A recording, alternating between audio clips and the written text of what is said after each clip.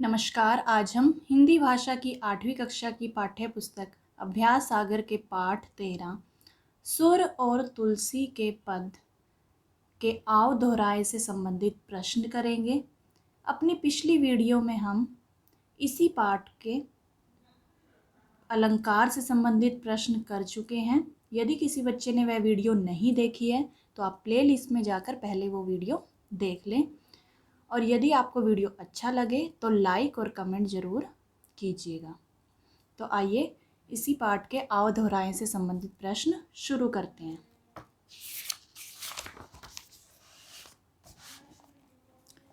निम्नलिखित वाक्यों की पूर्ति मोटे काले शब्दों के विलोम शब्दों से कीजिए।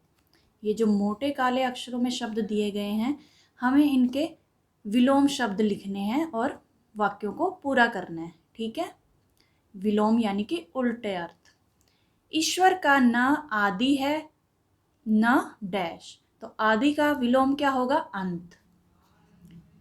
यश डैश मनुष्य के हाथ हैं, यश पाने के लिए उसे अपने जीवन को श्रेष्ठ बनाना होगा, तो यश का विलोम क्या होगा? अपयश।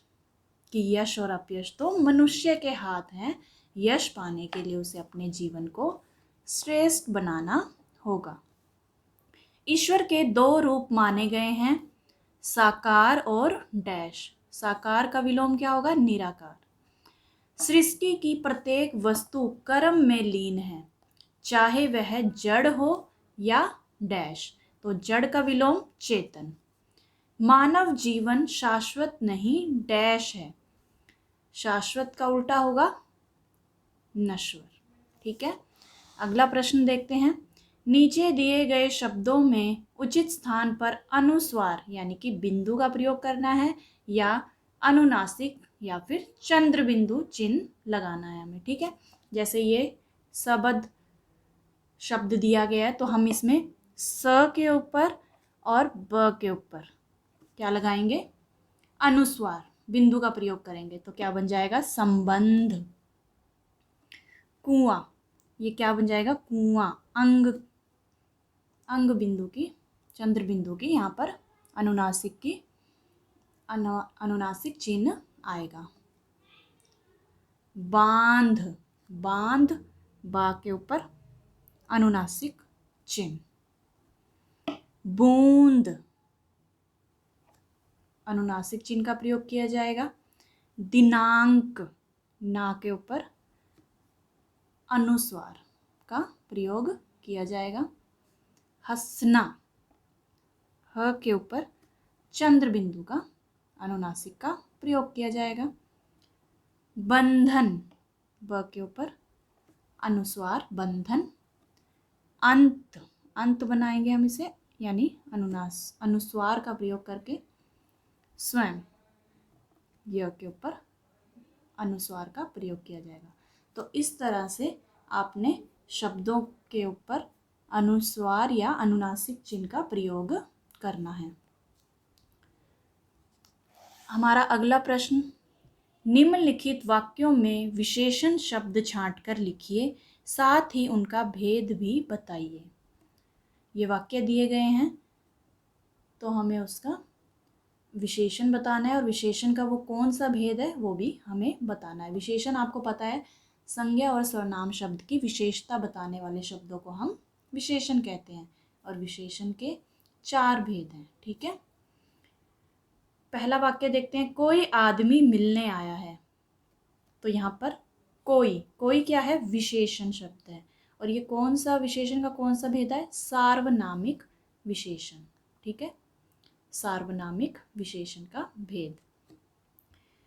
क्रिकेट की टीम में 11 खिलाड़ी होते हैं, यहाँ पर विशेषण क्या है? 11 और ये कौन सा भेद है? संख्यावाचक। अब यहाँ पर संख्या आ गई है ना, तो क्या होगा? संख्यावाचक विशेषण। राम ने 4 मीटर कपड़ा खरीदा।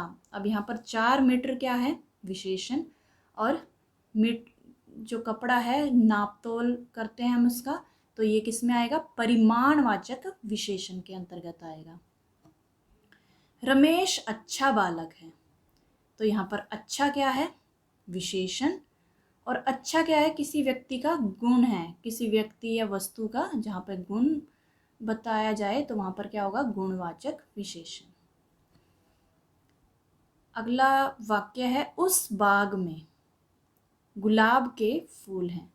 अब किसी बाग की ओर संकेत किया जा रहा है, यानी कि उस बाग में गुलाब के फूल हैं, तो उस क्या है, यहाँ पर विशेषण है और ये भी सार्वनामिक विशेषण का उदाहरण है। अगला प्रश्न देखते हैं, नीचे दिए गए वाक्यों में मोटे काले शब्दों के व्याकरणिक नाम बताइए। ये वाक्य दिए गए हैं, हमें बताना है कि इन शब्दों को, ये जो मोटे काले शब्द यहाँ पर दिए गए हैं, इनका व्याकरणिक नाम क्या है। ठीक है, जैसे पानी बहुत ठंडा है, तो यहाँ पर ठंडा तो विशेषण हो गया है ना, और बहुत लग गया है, जो विशेषण की भी विशेषता बताए वो क्या होता है, प्रविशेषण। तो क्या आएगा यहाँ पे, प्रविशेषण आएगा। ठीक है, रुबीना मेहनती है, मेहनती क्या है, विशेषण है, किसी व्यक्ति का गुण है कि वह मेहनती है। ठीक है, बच्चे खेल रहे हैं, खेल रहे हैं, ये क्या हो रही है, क्रिया हो रही है, तो क्या है, व्याकरणिक नाम इसका क्रिया। चांद चमक रहा है, चांद क्या है, एक संज्ञा शब्द है, किसी वस्तु का नाम। वे भले इंसान हैं, वे सर्वनाम है। ठीक है, सर्वनाम। मैं, तुम, हम, वे, ये सभी क्या हैं, सर्वनाम जो संज्ञा के स्थान पर प्रयुक्त किए जाते हैं। सलमा भी साथ गई है, सलमा भी, ये भी क्या है इसमें, निपात। ठीक है, अगला प्रश्न देखते हैं, आओ लिखें। साइकिल सीखने के बारे में आपकी और अपर्णा के बीच हुई बातचीत को संवाद के रूप में लिखिए। जैसे आपके और अपर्णा के बीच में बातचीत हो रही है, तो आपने उसे संवाद का रूप देना है। जैसे कि मैं, हेलो अपर्णा कैसी हो, अपर्णा, मैं ठीक हूँ, तुम कैसी हो, मैं कहती हूँ फिर मैं भी ठीक हूँ। फिर अपर्णा, मैं तुम्हें एक बात बताना चाहती थी, मैं, कौन सी बात, अपर्णा, मैंने साइकिल चलाना सीख लिया है, मैं, अरे वाह, अरे वाह, यह तो बहुत अच्छी बात है, क्या तुम्हें साइकिल चलाना सीखने में कोई मुश्किल आई। फिर अपर्णा कहती है, हाँ, शुरू शुरू में मुझे बहुत मुश्किल हुई, मैं, कैसी मुश्किलें, अपर्णा, मुझे साइकिल पर संतुलन बनाने में बहुत समय लगा, मैं, जब मैंने साइकिल चलाना सीखा था तब मुझे भी संतुलन बनाने में मुश्किल हुई थी।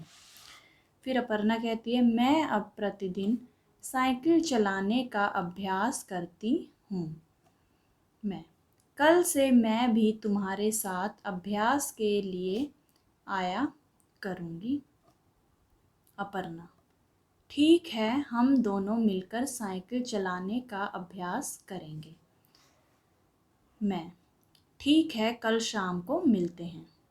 फिर अपर्णा कहती है, ठीक है, अब मैं चलती हूँ, मैं, अलविदा मित्र। तो ये था साइकिल सीखने के बारे में अपर्णा और आपके बीच हुई बातचीत का संवाद रूप, जिसका प्रारूप मैंने आपको बताया कि आपने किस तरह से लिखना है। आप किसी और ढंग से भी इस बातचीत को संवाद के रूप में लिख सकते हैं। ठीक है, तो बच्चों, ये थे पाठ 13 सुर और तुलसी के पद के व्याकरण से संबंधित अभ्यास सागर पुस्तक के प्रश्न। आशा करती हूँ आपको सभी प्रश्न अच्छे से समझ में आ गए होंगे। तो मिलते हैं अगली वीडियो में, तब तक के लिए नमस्कार।